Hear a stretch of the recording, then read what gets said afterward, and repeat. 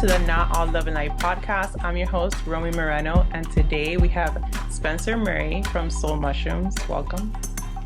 Thank you for having me. So tell me a little bit about you and tell me the name of your company, because we were talking about this before we got on the podcast, and I love it all.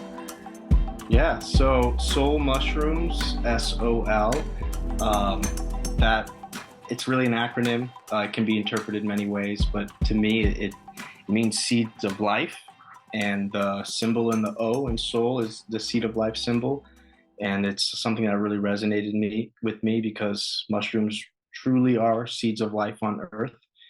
Without mushrooms, life wouldn't properly sustain here.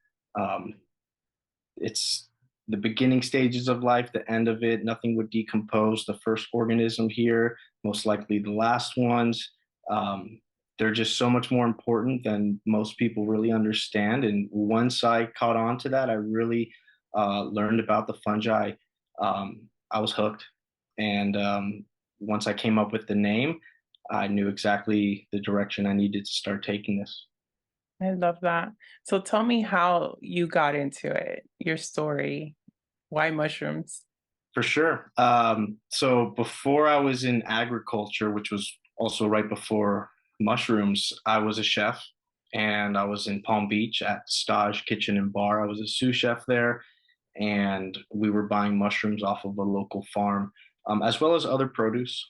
And once the pandemic hit, I started gravitating towards understanding where my food was coming from. I was cooking it, but I didn't really understand not just the process, but the lack of organic produce. And once I started taking a more of a health conscious path, I started growing my own. I started a garden, and that garden started to grow, and I got hooked on that. And I knew I was going to start gravitating out of the kitchen towards agriculture.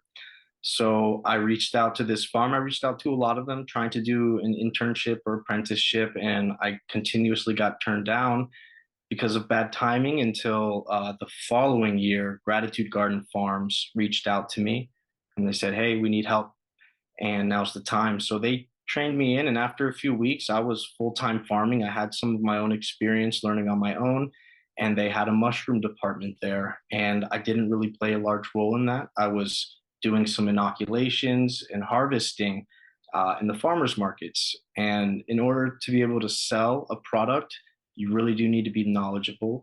And I started just going down not just rabbit holes, but just learning more about the medicinal aspect of mushrooms. And it's really the medicinals that got me into the mushrooms. Once I understood the value there, I could only gravitate more towards it. And that's when I started learning about cultivation. And I was limited to what I could do at this farm. So, I would spend late nights just researching, YouTube, reading, seeing what other guys were doing, understanding the process. And yeah, I went all in, and I knew I was going to move back to Miami, and I knew that this was what I was going to do. And once I started the cultivation process, understanding, how to start cultures from agar, and which is, a petri dish, I got hooked, and it was game over from there. Yeah, you mentioned the medicinal benefits of mushrooms, which is one of the reasons why I love mushrooms so much. My logo also has mushrooms because there's this beautiful transformation, and they're so healing in so many ways. And there's different types of mushrooms for different things. So can you tap into different types of mushrooms like lion's mane and turkey tail and all that good stuff, and how they benefit us? So yeah, they're not just benefiting our biosphere and sustaining life on Earth. They are medicine, and they're food, and food is also medicine. There are gourmet mushrooms, and then there's functional mushrooms, and then there's just fungi in general. There's millions of species of fungus, and then the mushroom is actually the fruiting body, and not all fungus produce a mushroom. And there's thousands of species, and they all serve their purpose, whether it's uh, you know poison, which we don't want to eat, or food, the gourmets, and then the medicinal mushrooms like turkey tail, reishi, lion's mane, cordyceps, chaga, and even the oyster mushrooms are also medicinal. There's a main compound in all these mushrooms. They're polysaccharides called fungal beta glucans or just beta glucans, and these are the hallmark of mushrooms. They are immunomodulators. They regulate our immune system. Our immune system can overperform or underperform, and beta glucans bring it into that Goldilocks zone. Just some mushrooms contain a lot higher concentration of beta glucans than others, like turkey tail and reishi and even lion's mane. And that's just really the gist of it. But then you can start going into the specific focus of these mushrooms. And a good example, which I'm sure some of your viewers are familiar with, is lion's mane. And it's one of my favorite mushrooms to grow. It's one of my favorite to eat, and it's one that I love to extract for their nootropic properties. And those are compounds called hericenomes and erinacines. And that's really what's lion's mane's been celebrated for. Although it's very sought after by chefs and just home cooks because of its unique texture. It's like crab meat. It's mild in flavor, nutty, but easy to manipulate. And a lot of people like to make crab cakes and even steaks out of it. Um, but this mushroom is really special to me and a lot of other cultivators because it has these two compounds I mentioned, hericenomes and erinacines, and they are small enough to pass through the blood-brain barrier, which is there to protect us.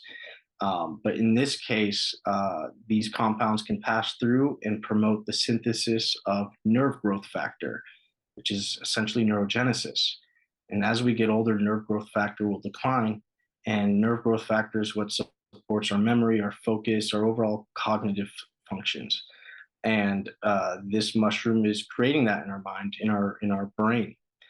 And it is one of the mushrooms that I've personally noticed a difference with when it comes to memory recall and retainment of information, and overall just um, lack of brain fog now.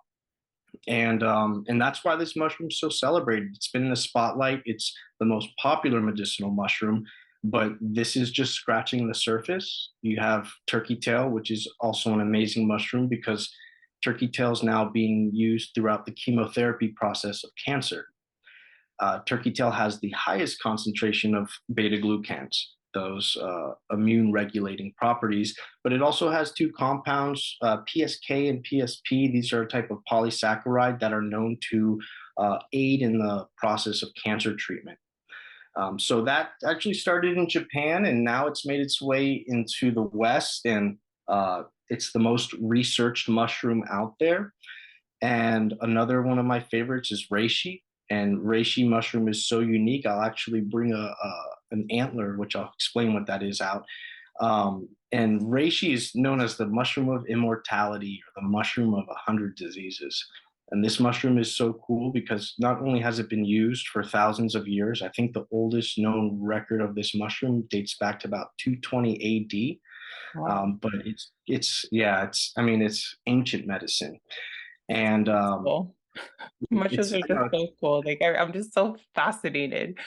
I love it. right. Well, we're going back to more of our roots with natural medicines, where these have kind of just been brushed under the rug, and once the medical curriculum was kind of taken over, and pharmaceuticals replaced natural medicines, it got lost for a while, Mhm. and now it's making its way back into the spotlight of natural medicines. And this mushroom has such an array of benefits, from promoting better sleep, regulating blood sugar levels, improving respiratory function, uh, anti-inflammatory, loads of antioxidants. Uh,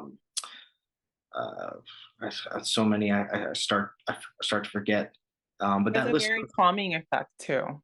it Like does. I'd like to take it at night before bed. And I could really tell the difference when I take it with my sleep, how I doze into sleep, like how it becomes so chill in my night routine when I do take it. Definitely. And it actually, you'll one thing you'll notice too, at least for me, is more vivid dreams, like very vivid dreams. And that's what I noticed first because I didn't know that was something that can be attributed from reishi. And then once I learned that, I was like, okay, I get it now. That's why my dreams have been more vivid than they ever have. So I guess depending on the person, that could be good or bad, but it's really known for its anti-tumor, anti-cancer properties, promoting the growth of T cells. So it's a great mushroom for prevention of cancer and tumors, as well as overall longevity and improvement of your just health overall and immune system. And it's a mushroom I like to stack with turkey tail because they're both known for regulating the immune system and have those anti-tumor, anti-cancer properties. They work synergistically really Okay. well, I as didn't well know as that. other combinations. Thanks. Yeah, You there's should let me know that. I didn't know because I would just take my turkey tail in the morning with my other stock, so I could just incorporate it at night. yeah. In fact, I stack my tincture with reishi and turkey tail right now. I consider doing them separate, but it's a great combination. It's recommended to take more mushrooms together, and that's just a perfect stack whether you take it at night or in the morning. And another one I'm working on is cordyceps and lion's mane, and cordyceps is probably one of the most unique medicinal mushrooms. If I'm sure some of your viewers have heard of The Last of Us, which is originally a video game, now it's a series on HBO, and of course people need to keep in mind that it is fantasy, it's fictional, but it's about a zombie apocalypse, and it is based around the cordyceps mushroom because it is a parasitic mushroom, just like many other mushrooms. And people get deterred by that word parasitic, but reishi, certain species of them are also parasitic, meaning that they'll grow on trees and they'll slowly decay it. But that's also part of the process here on life. I mean, life on Earth. Hmm. But cordyceps is the athlete's mushroom. It provides an acute energizing effect. It is also known for as a aphrodisiac, improving respiratory function and oxygen flow, which in turn will help with your stamina and energy. So I'm growing cordyceps, and that mushroom takes at least 70 days roughly, and really small yields. I mentioned it's a parasitic mushroom because in the wild, it grows out of the brain of or the head of insects and larvae. Most typically a larva of a moth, but there are different species of it that grow out of different bugs and essentially turns them into a zombie. And that's really how that whole origin story behind The Last of Us started. But we grow it on brown rice, so people that are vegan and not keen on the idea of it growing out of a bug has nothing to worry about because to harvest them in the wild, they grow individually on one bug, and that would just take years to cultivate enough to make Yeah, I extra. was I was trying to my brain was trying to process how, one bug decaying is going to give you like all this cordyceps, but Yeah, exactly. Which is why commercial cultivators have figured out that as if you use a nutrient broth and brown rice as really the matrix for it, it'll flourish. But it's also very tedious and one of the least cultivated mushrooms because of how challenging the process is, which is why it's taking so long for me to get my extracts ready for that. But next year, early next year, I'll have them going, stacking it with lion's mane, so you get the nootropic focus and with that energy, it's a perfect mushroom to start your day with. I love it. I can't wait. I'm gonna Yeah, give you all my money. no objection there. Yeah, I think I want more people to know, like they came out with the documentary, The Fantastic Fungi, and that opened up a lot for a lot of people that weren't aware of how beneficial mushrooms are in so many ways. And it's funny when it came out, my son, we were just laying in bed, just scrolling through Netflix, and he goes, "Mom, what is that?"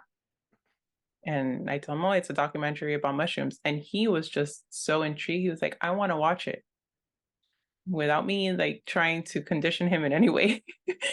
and It's we a watched it, it's and a he family loved it. friendly documentary. Yeah, he loved it. He loved it, and he was just but then he went into asking me about the psychedelic mushrooms. He was probably he's 13 now. He was probably like 11 when we watched it, and he started asking me about the psychedelics and why is it illegal, and I go, "Well," so then I had to go down the rabbit hole with him because, So this this is how I is talk to my son. yeah. Yeah, well, it's never too early to learn about those things. It's just one of those things that needs to be taken very seriously. Mhm. That's just another form of medicine, and we call it now the third wave, where the first wave was, our ancestors, more ancient cultures were using psychedelics to tap into other realms and to connect with higher consciousness. And then the second wave was really the hippie era, where it Mhm. was used more recreationally than medicinally, although there were trials being done back in, I think, the 50s or 60s, being administered in a controlled environment. It was LSD and psilocybin at the time.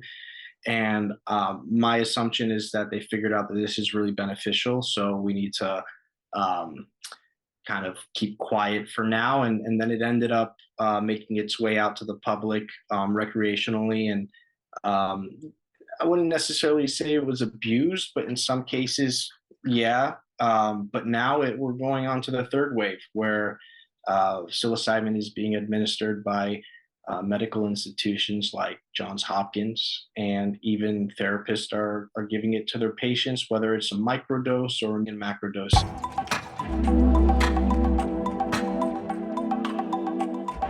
Hey, it's me, Romy. I want to share a moment with you. We often talk about healing, growth, and doing the work on this podcast. But where do you start? When you're feeling overwhelmed by life's challenges, trapped in the past, worried about the future, or like you're constantly battling your own thoughts and emotions.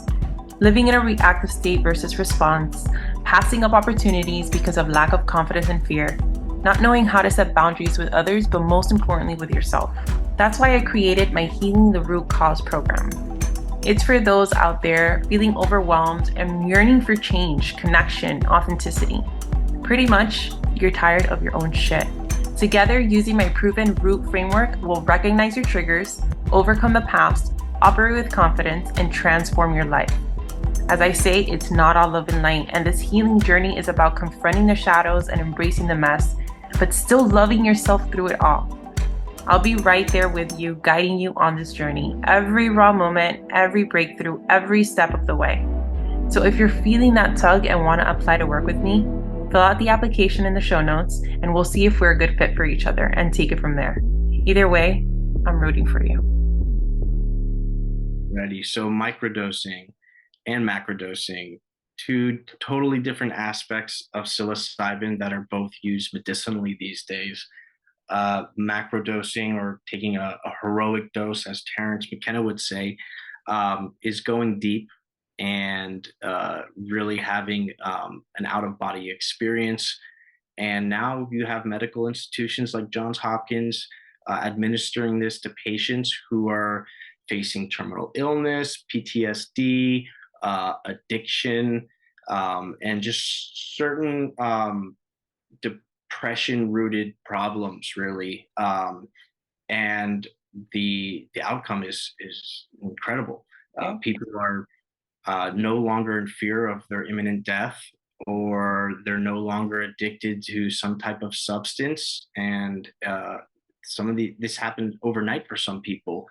And it's interesting because there's AA, Alcoholics Anonymous, which the man that wrote the book, he actually used psilocybin for his treatment.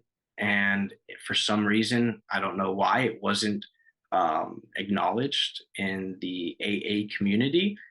And I'm not exactly sure why, but Well, maybe it's because they made it seem like you're just replacing one substance for another without really understanding the healing properties of the actual medicine. potentially. It's also the idea of maybe, it's really beneficial. It helped people overnight, while AA is really a lifelong commitment.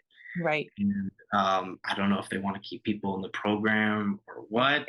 but it doesn't matter anymore because now it's there, it's in the open, and it can't be denied anymore. And that's the Yeah. I've seen it with so many people that microdose that have been able to get off antidepressants and anxiety medication, and they feel people that feel like they have no purpose, now they feel more connected, not only to themselves, but to other people and to ideas and things that they once enjoyed. So, yeah, I've seen it for myself. I've seen it firsthand with customers at the market. I get asked all the time. A lot of like baby boomer era mothers too, always asking about it. I think they heard from their son or their daughter, and depression is everywhere. And I think people are looking for an alternative that's not a chemical produced in a lab by a pharmaceutical company. And now microdosing is just so popular, and it's people can be intimidated by that, but you're taking such a small dose of psilocybin that you don't have any psychoactive experience. You're not having a hallucination. You don't even really feel it. You're not supposed to, but it's supposed to be working neurologically, um, which is what I wanted to go into next, which is psilocybin, lion's mane, niacin, which is now I believe being patented. And this was Paul Balsamic. Stevens, Mhm. right? That's the And stack that I take in the morning. So whenever you have your cordyceps ready, I'm gonna have to incorporate that into my stack as definitely, and Paul Stamets is also the producer of the documentary Fantastic Fungi, and he's such a pioneer for just mushrooms in general. So we're all very thankful for that man. He's brilliant, and he's allowed mushrooms just to be more accepted in society. But yeah, the Stamets stack. It is a combination of psilocybin, a microdose, with lion's mane and niacin. And there's a lot of studies that have been done behind this with subjects that have used just psilocybin, then a control group, which have no substance at all, and then the stack, which is about, I think it's, I forgot how many milligrams of lion's mane with a small amount of psilocybin and niacin. And the purpose of niacin is one, to allow it to flush faster and more efficiently, passing through the blood brain barrier to do what they're supposed to do. And then niacin is also used, apparently, according to one study, to prevent people from abusing it, which I thought was interesting. One, because it's not really something that has addictive qualities to it. But if you've ever taken niacin and if you've ever taken too much, it's very uncomfortable. yeah, it's It flush. feels like your skin's on fire. Mhm. Yeah, it's very intense, which is why it's one of those things where you need to start small and figure out what is best for you. Because I think I started on 100 milligrams one time, and I had a little bit of a panic because no one warned me about the flush, Mhm. and then I brought it down to 50, and then you just get a slight tingling sensation for only about 20 to 40 minutes. And it's a combination that really should be acknowledged by anybody who's interested in doing microdosing for whatever it is. Because I've had people approach me at the market, and I remember this one woman said her depression was cured overnight, Wow. and she didn't explain why, and it's none of my business why she was some people just have depression and can't really pinpoint the root of it. And it worked for her, it works for a lot of people, and that's why it's become so popular. It's Mhm. just another form of medicine through mushrooms. It is. And honestly, mushrooms have completely changed my life. It's been able to help me in my spiritual journey, sitting with the medicine, taking those higher doses, and just allowing it to show me what I need to know. That's it right there. People have expectations on Mhm. what they want to experience, what they think they need to experience, and that it's not up to you. Yeah. The medicine Never. exactly what you need to see. In many cases, it's not what you expect, and it'll allow you to see things from another perspective, which is, I'm a big advocate for, heroic dose or macro dose, because it really does allow you to see your entire life from another perspective. I think it's something that everyone should experience at least once.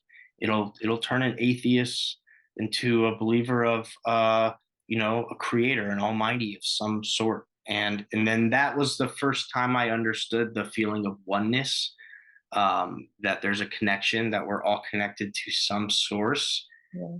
And I think there would be a lot more peace on earth if everyone just Right. experienced I mushroom. say that all the time. I say that all the time. Everybody needs to just do mushrooms and we will just all be happy. Yeah. But Uh, obviously, there's some people that can't. If they're bipolar or they're schizophrenic, they shouldn't. it can So, trigger something, which is why there's a really intense screening process for these medical communities that are administering it. Because if you have any type of conditions, then it might not be the best for you. mhm, And even if not, it just might not be for you. And some people are very content. They've been able to find happiness with whatever it is they're doing in life without anything else. But we live in an era where the internet, social media, um, just the actual media itself has created such depression. I mean, you turn on the news and yeah, there's nothing positive, there's nothing happy anymore, and people get consumed by that. And now's the time to really look at alternatives and um, heal. yeah. I love it. Yeah. When I found out what you did, I was like, I have to have him on the podcast. People know how much I love mushrooms and how beneficial I feel they are. And I just thought you were the perfect person to come on here and share so much knowledge that you have. I really appreciate that. I love talking about it. I could do it all day. If you see me at the farmers markets, I might talk a little bit too much, but it's what drives me. It gets me excited. It's my purpose is being a father and expressing my understanding and knowledge of mushrooms and sharing that with people and growing them, starting from petri dish to grains to substrate to the overall the final product, the fruiting body. Hold on one second. I'm gonna grab this reishi. Store these for extracts, and it's just so beautiful. And this is what we call a reishi antler, which is what I mentioned earlier. And it doesn't even look like a mushroom, uh, Oh, it looks like a sea like a coral or coral, something like that. yes. I get that all the time. This is Ganoderma multipilium, or we call it antler reishi, because it grows these really tall antlers. And this is just by manipulating the morphology of the mushroom by creating a higher CO2 environment. So these mushrooms form what we call a conch or a shelf on a tree. But if you basically suffocate the mushroom, not in a bad way, but what it's doing is they're like us. They're the fungi are their own kingdom. And like they're closer to humans than they are plants, and they breathe oxygen, release CO2 similar to us. And if you can trap the CO2, the mushrooms will grow really tall and form these antlers or I forgot what they even call them, but basically an antler.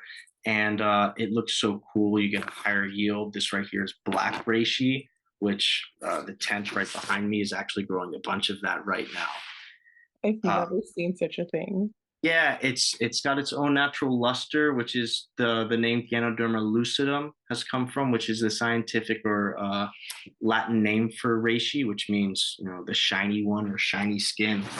And then yeah, I mean these get that it's just so cool, and this is where the extracts start from.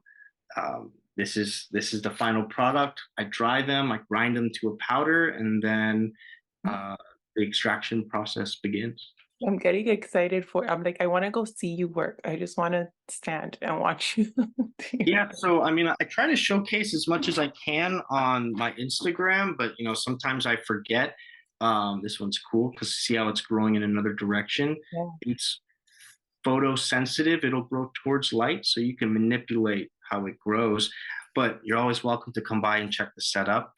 And then I'm gonna try to do as much of the behind the scenes of my process as possible because people ask, and I want to provide the answers because it's really fascinating once you see what it's like from start to finish. Yeah, something tells me you're a really good teacher. I love doing it.